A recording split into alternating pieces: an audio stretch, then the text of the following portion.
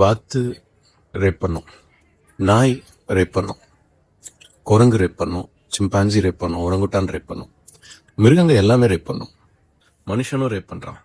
அப்போது மிருகத்துக்கும் மனுஷனுக்கும் வித்தியாசமே இல்லையா? வித்தியாசம் இருக்கு.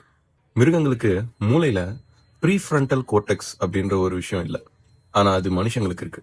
அப்படி இருக்கிறதுனால தான் மனுஷங்க எது சரி எது தப்புன்னு பிரித்து பார்க்க முடியும். அது மிருகங்களால் முடியாது. அனுதாபம் இருக்கும், சுய ஒழுக்கம், சுய கட்டுப்பாடு அதெல்லாம் இருக்கும். இதெல்லாம் மிருகங்களுக்கு இருக்காது. 2 பேரும் தூக்கில் போட்டாங்க, இதோட பிரச்சனை முடிஞ்சிடும்ல. இனிமே எல்லாரும் பயந்து எதுவுமே பண்ண மாட்டாங்கல்ல. அதுதானே உங்களுடைய ஆதங்கம், எண்ணம் எல்லாமே. இந்தியாலேயே மத்திய பிரதேசில் தான் அதிகமான மரண தண்டனை கொடுக்குறாங்க ரேப்காக. ஆனால் அதிகமாக ரேப் நடக்கிற இடமும் மத்திய பிரதேஷ் தான். வெறும் தண்டிக்கிறதுனால மட்டும் இந்த பிரச்சனை சரியாயிடும்னு நினைக்கிறது சுத்த பைத்தியக்காரத்தனம். இங்கே மாற்ற வேண்டியது கலாச்சாரத்தை.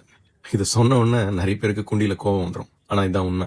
பொண்ணுங்க இந்த மாதிரி தான் ட்ரெஸ் போடணும், இப்படி உட்காரணும், துப்பட்டா போடணும், அது தெரிகிற மாதிரி ட்ரெஸ் போடக்கூடாது, இது தெரிகிற மாதிரி ட்ரெஸ் போடக்கூடாது, வெறும் கண்ணு மட்டும்தான் தெரிகிற மாதிரி ட்ரெஸ் போடணும், இப்படின்ற ஒரு பிம்பத்தெல்லாம் உருவாக்கி வச்சிருக்கிற இந்த கலாச்சார எண்ணங்கள் இருக்கு பார்த்தீங்களா, இதை தான் தூக்கில் போடணும். ஆம்பளை பையனா அப்படிதான் இருப்பான் அப்படின்ற அந்த ஒரு எண்ணம் இருக்கு பார்த்தியா, அந்த எண்ணத்தை தூக்கில் போடணும். பசங்களுக்கு சொல்லிக் கொடுத்து வளர்க்கணும். கன்சென்ட்னா என்ன அப்படின்றத சொல்லிக் கொடுத்து வளர்க்கணும்.